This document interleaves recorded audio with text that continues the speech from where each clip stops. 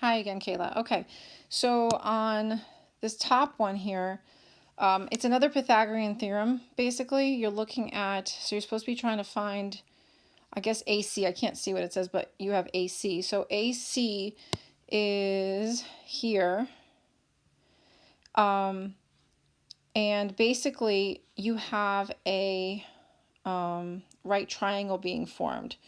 So we have, let's see, we were given, I'll do it in blue. We were given DA is 18.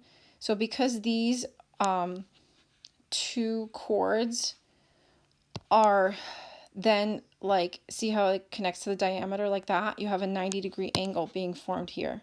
So you're looking at Pythagorean theorem again. So you have this measuring, we know this is 30 for the hypotenuse because it's 2 radii. This is x for AC, and we know this is 18. So you're looking at 18 squared plus x squared equal to 30 squared. And then that, whatever you get would be it, okay, when you isolate x. And then the last one down here, we had talked about the other day, how you're going to call, basically, we know that 42 is half of the difference between arc AB and arc over here on the other side, the minor arc, like that.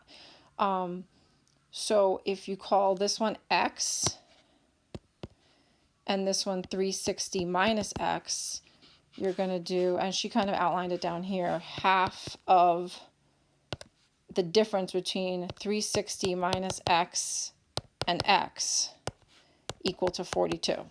And you're going to solve that. Okay? Feel free to email me if you have more questions, okay? Bye.